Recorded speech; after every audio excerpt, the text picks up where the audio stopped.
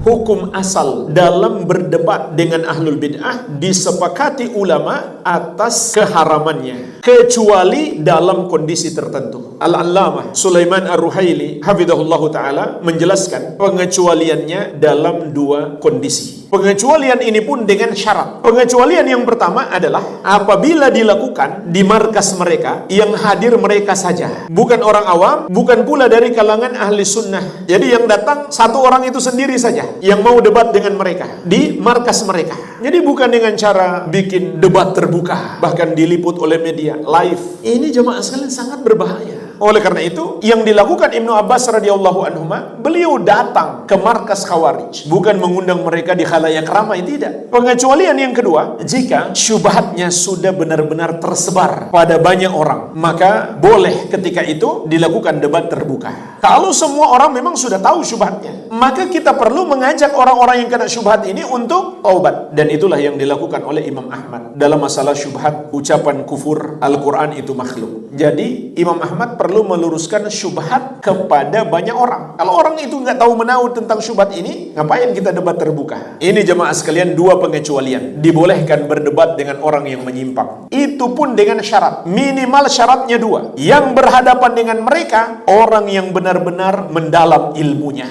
Dia menghafal Quran, menghafal hadis, tahu ucapan-ucapan ulama terdahulu, tahu mana permasalahan ijma, mana yang bukan ijma. Yang kedua, dia pandai berdebat. Dia pandai membantah syubhat. Ini perlu pemikiran yang cerdas dan kata-kata yang mudah dipahami. Bukan cuma sekedar dia hafal Al-Quran, hafal hadis, hafal ucapan-ucapan ulama. Tapi dia harus tahu bagaimana cara membantah mereka, bagaimana cara menyingkap syubhat-syubhat mereka. Faktanya jemaah sekalian, ada orang punya yang pertama, tapi nggak punya yang kedua. Dan ulama dahulu juga menyebutkan ada orang-orang seperti ini melakukan di masa salaf. Pada akhirnya mereka tersesat, terpengaruh ucapan lawan debatnya. Karena jemaah sekalian, kebenaran itu bukan milik pemenang debat. Dia menang debat, bisa jadi dia sebenarnya sesat, tapi dia pintar mengolah kata sehingga dia menang debat. Nah, banyak orang yang berdebat ini kemudian tersesat, kena syubhat lawan debatnya. Kalau kemudian ditonton oleh banyak orang, itu sama saja kita menyesatkan orang banyak. Apalagi naudzubillah kalau kita panitianya, kita membiarkan orang yang menyimpang ini menyampaikan syubhatnya di hadapan orang banyak. Sementara lawan debatnya dari kalangan ahlu sunnah belum tentu mampu membantah. Syubhat sudah masuk duluan. Kalaupun dia mampu, bisa jadi ada orang cuma dengar sesi orang yang menyampaikan syubhat. Setelah itu mungkin dia punya kesibukan, dia keluar. Syubhat yang tertinggal di kepala dia belum masuk pada sesi bantahan. Ini sangat berbahaya. Al-Amwah